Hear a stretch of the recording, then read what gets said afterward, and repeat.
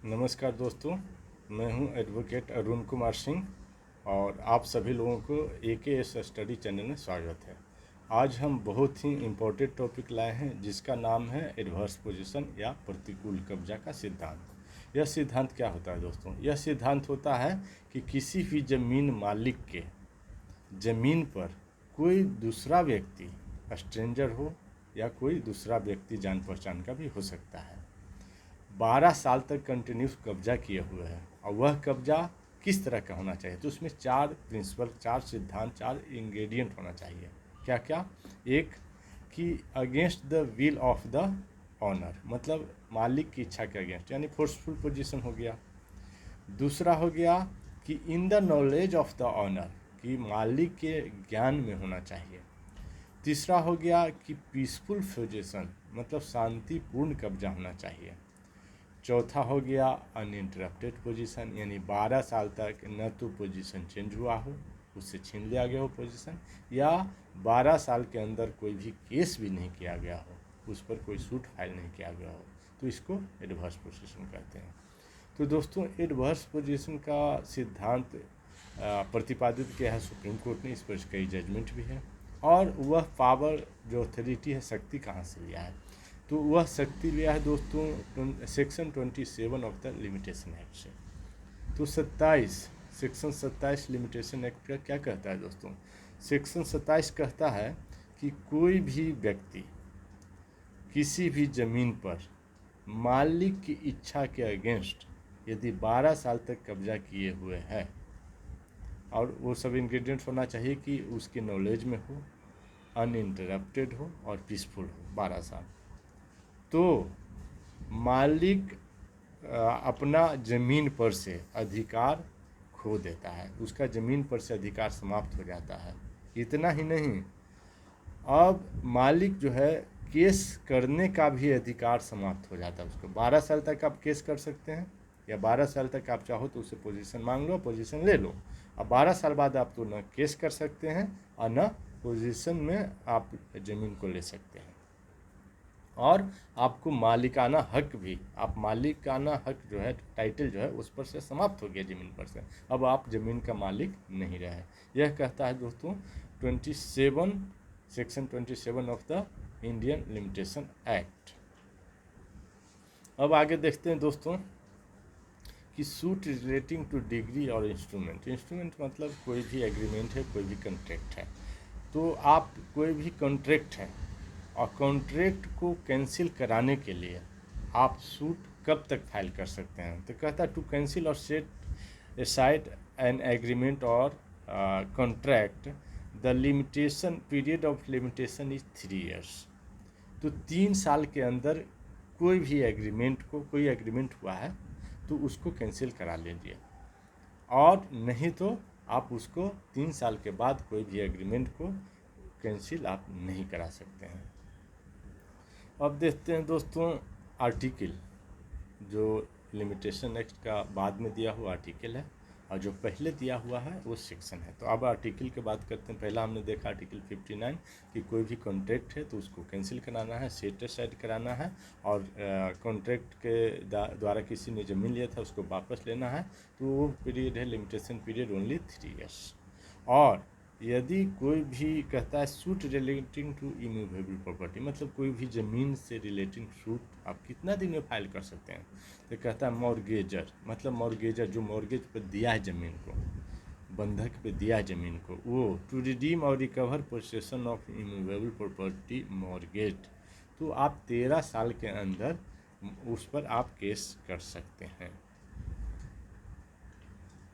ठीक है, 13 साल के अंदर आप केस कर सकते हैं। दूसरा कहता है to recover possession of immovable property mortgage and afterward transferred by the mortgagee for a valuable consideration, है ना, ट्रांसफर किया गया है मॉर्गेजी को फॉर ए वैल्यूएबल कंसिडरेशन, तो उसमें 12 साल ही है।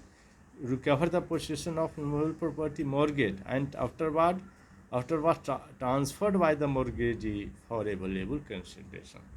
यदि कंसिडरेशन के द्वारा मॉर्गेज दिया गया है तो उसमें 12 साल ही है। When the transfer becomes known to plaintiff, है ना, to recover surplus collection received by the mortgagee after the mortgage has been satisfied.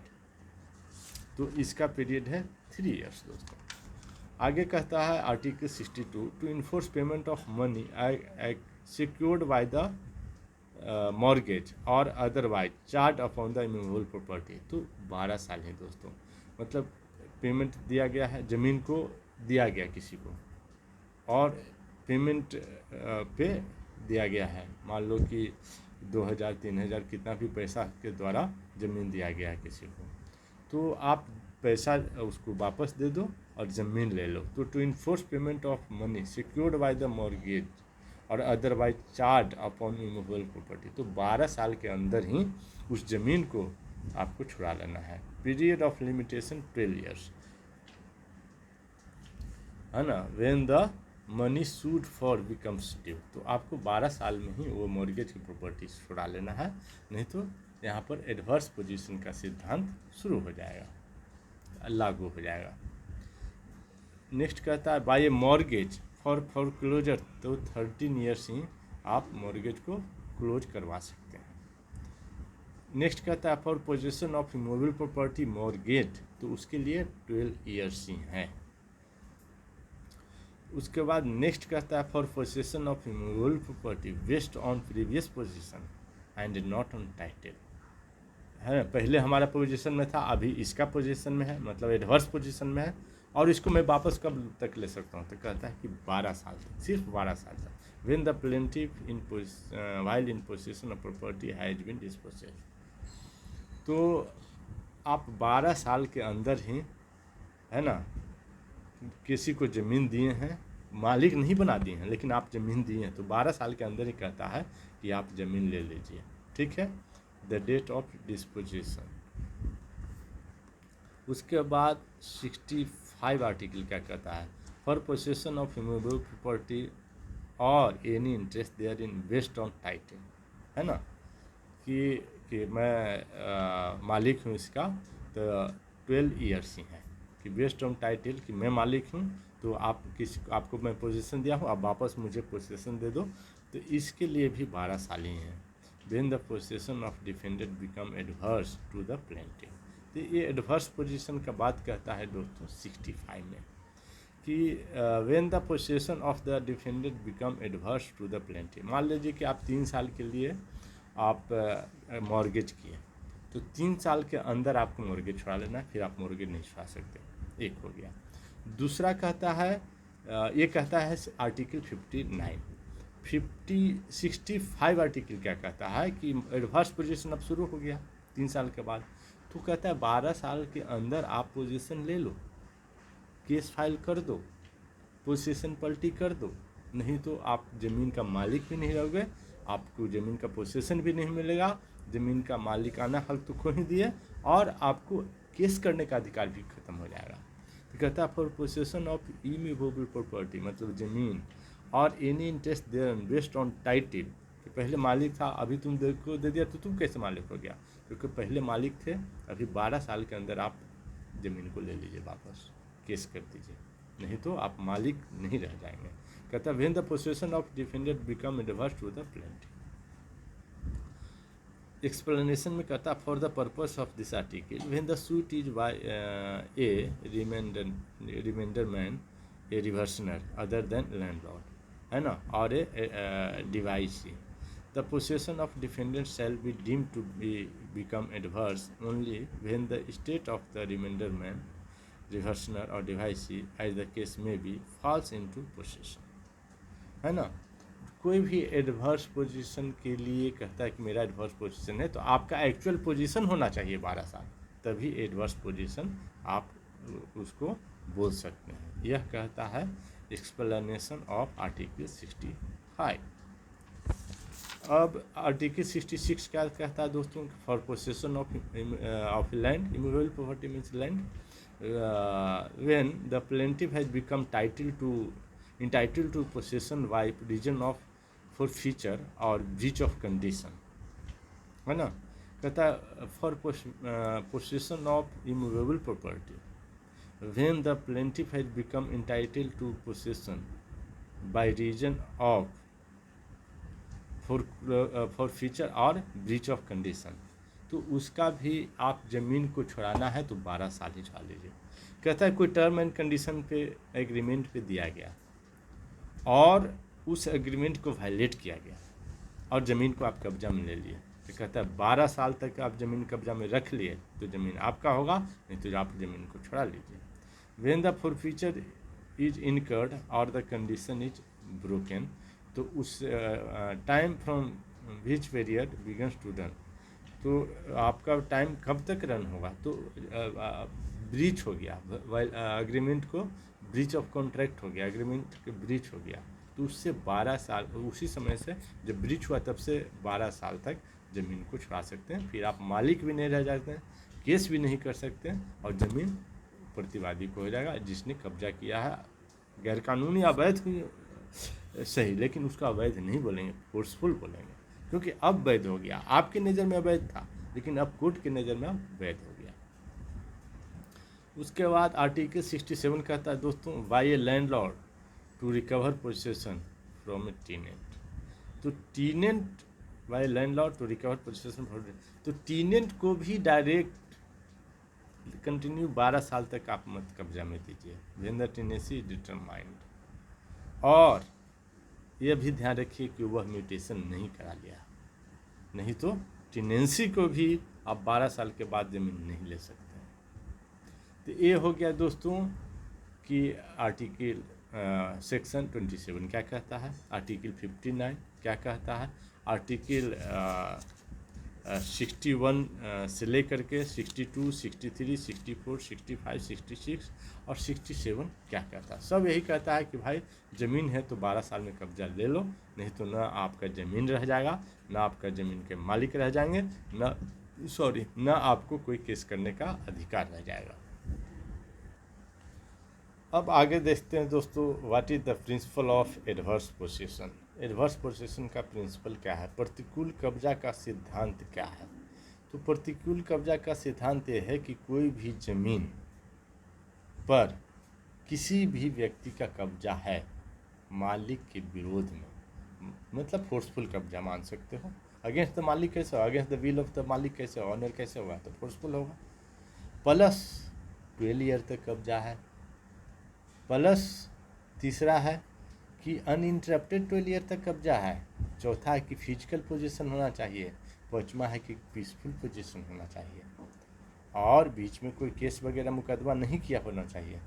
तो ये है एडवर्स पोजीशन का सिद्धांत और इसके आधार पर आप ज़मीन का मालिक बन जाएंगे। ऐसा नहीं कि कोई भी ज़मीन पे कब्जा करो और उसका आप मालिक बन गए, तो ये लीगल पोजीशन है, 12 साल में वो केस कर देगा तो आप मालिक नहीं हो जाएंगे, क्योंकि लिटिगेशन जहाँ हो गया तो पीसफुल पोजीशन, अनइंटरप्टेड पोजीशन नहीं माना जाएगा। तो इसका हम कुछ सुप्रीम कोर्ट के जजमेंट देखेंगे और इसका पावर कहाँ से मिला, ऑलरेडी मैं बता चुका हूँ कि इसका पावर मिला सेक्शन 27 से, कि यदि कोई ज़मीन पर किसी भी व्यक्ति का 12 साल से कब्जा है तो आप ज़मीन पर से अपना मालिकाना आपका ख़त्म हो गया, ज़मीन पर केस करने का भी आपका अधिकार है वो ख़त्म हो गया। और आर्टिकल 59 कहता है कि कोई भी एग्रीमेंट है तो 3 साल के अंदर आपको छुड़ाना है, फिर आप नहीं छुड़ा सकते, वो एग्रीमेंट को कैंसिल नहीं करा सकते, सेट असाइड नहीं कर सकते। और आर्टिकल 61 से लेकर के 67 तक, मतलब 7 आर्टिकल क्या कहता है कि किसी भी हालत में आप अपने ज़मीन को 12 साल में या तो केस कर दीजिए या कब्जे में ले लीजिए, नहीं तो आप ज़मीन का मालिक नहीं रह जाएंगे। तो सुप्रीम कोर्ट ने जजमेंट दिया और किसी भी व्यक्ति के आप मान सकते हैं अवैध कब्जा, लेकिन उसको लॉ ने बोला है एडवर्स पोजीशन, अवैध कब्जा मत बोलो, एडवर्स पोजीशन में है 12 साल तक, तो वो ज़मीन का मालिक हो जाएगा। और उसको सुप्रीम कोर्ट को यह पावर कहाँ से मिला, तो यह पावर लिमिटेशन एक्ट के सेक्शन 27 एवं आर्टिकल 59, आर्टिकल 61 to 67 से मिला। अब है दोस्तों कि एडवर्स पोजीशन के आधार पर आप ज़मीन का मालिक कब बन सकते हैं और कब नहीं बन सकते हैं।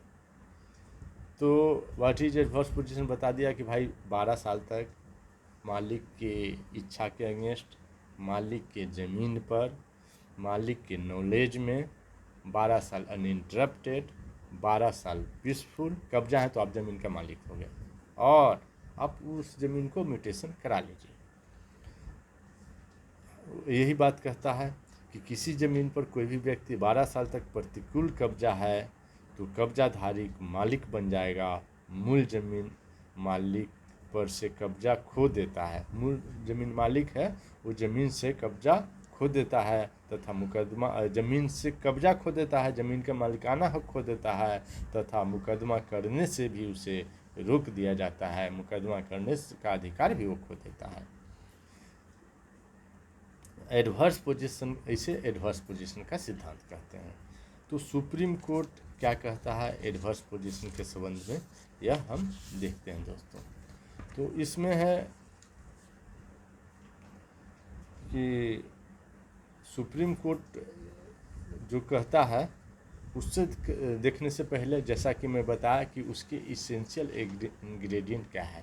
तो इसेंशियल इंग्रेडिएंट है कि ड्यूलियस कब्जा होना चाहिए against the will and wish of the owner, और एक्चुअल पोजीशन होना चाहिए। होस्टाइल पोजीशन मीन्स अगेंस्ट मालिक के जानकारी में, मालिक के इच्छा के विरुद्ध, मालिक के अनुमति के बिना होना चाहिए। एक्सक्लूसिव पोजीशन मतलब physical position, continuous position without interruption, and peaceful position, और 12 ईयर्स तक पीसफुल पोजीशन होना चाहिए, और तो उसको एडवर्स पोजीशन का सिद्धांत कहेंगे। लेकिन इसका कुछ एक्सेप्शन है दोस्तों। एक्सेप्शन क्या है कि कोई घर है और उसमें मेजर नहीं है, यदि मेजर है और वो बाद में एक्सपायर कर गया तो रन एक बार लिमिटेशन पीरियड रन करना शुरू होता है तो बीच में स्टॉप नहीं होता है।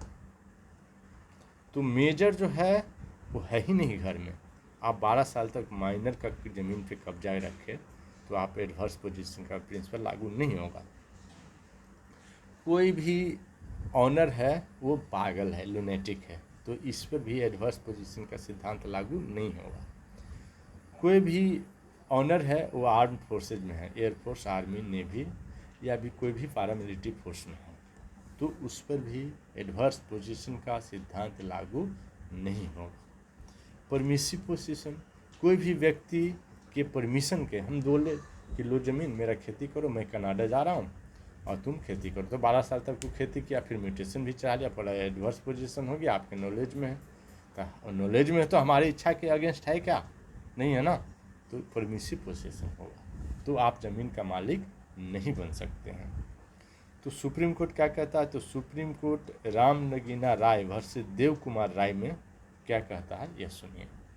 यहाँ कहानी क्या था पहले जानिए। यहाँ परमिसिव पोजीशन था, किसी व्यक्ति ने ज़मीन को परमिशन दिया कि ज़मीन पर तुम खेती करो और तुमको हमें मुझे रेंट देते रहना।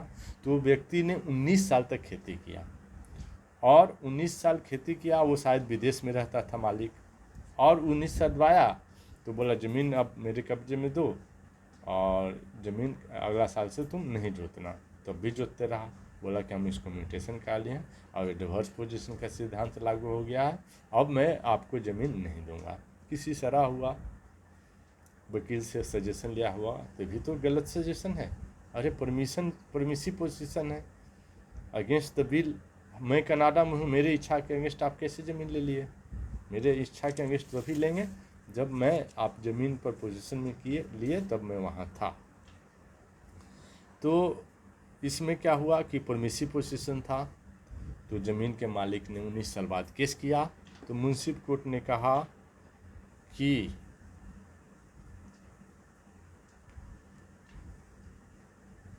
यह एडवर्स पोजीशन यहाँ लागू होता है और ज़मीन जो है कब्जाधारी का होता है। फिर डिस्ट्रिक्ट कोर्ट में उसने अपील किया, तो डिस्ट्रिक्ट कोर्ट ने भी बोला कि एडवर्स पोजीशन लागू होता है और ज़मीन कब्जाधारी का हो गया, कब्जाधारी ही ज़मीन का मालिक बन गया। फिर उसने हाई कोर्ट में अपील किया, तो हाई कोर्ट ने भी कहा कि ज़मीन परमिसिव पोजीशन में नहीं था, तो बोलता है ज़मीन एडवर्स पोजीशन का सिद्धांत यहाँ लागू होता है और ज़मीन का मालिक अब अपना अधिकार खो दिया और कब्जाधारी ही ज़मीन का मालिक बन गया है। फिर उसने सुप्रीम कोर्ट में केस किया, तो सुप्रीम कोर्ट एडवर्स पोजीशन को प्रूव करने का जिम्मेदारी डिफेंडेंट को दिया कि डिफेंडेंट आप एडवर्स पोजीशन प्रूव करो। उसके बाद 12 इयर्स का पोजीशन भी आप प्रूव करो कि 12 ईयर्स से कैसे आप पोजीशन में हो। उसके बाद कहा कि you take property within 12 years if position is against your will. तो इनके विल के अगेंस्ट में था, ये भी आप ही प्रूव करो। जो केस किया था उसको बोला कि प्रूव करो, नहीं डिफेंडेंट को बोला, केस किया था तो ऑनर केस किया कि मुझे ज़मीन दे दिया जाए। उसके बाद owner must have knowledge of adverse position या फोर्सफुल पोजीशन। वो बोला कि मैं तो 19 साल से बाहर हूँ, तो मेरे को पता ही नहीं है कि ये फोर्सफुल पोजीशन कर रखा है, मैं तो परमिशन इसको दिया था, ज़मीन दे के गया था, आज बोल रहा है कि ज़मीन मेरा है। तो supreme court denied the adverse or forceful position and accepted the permission of permissive position and it is very essential to prove the permissive position. और इसने परमिसिव पोजीशन साबित करने में सफल हो गया साक्ष्यों द्वारा। अतः सुप्रीम कोर्ट ने कहा कि यह ज़मीन एडवर्स पोजीशन इस पर लागू नहीं होगा, क्योंकि यह परमिशन के द्वारा ज़मीन लिया गया था और यह परमिसिव पोजीशन है। इसलिए मूल कब्जा मूल ऑनर जो ज़मीन का मालिक है वह मालिक रहेगा और उसी को ज़मीन दे दिया जाए। कब्जाधारी का इस पर कोई अधिकार साबित नहीं होता है और एडवर्स पोजीशन यहाँ लागू नहीं होता है। आज के लिए इतना ही दोस्तों।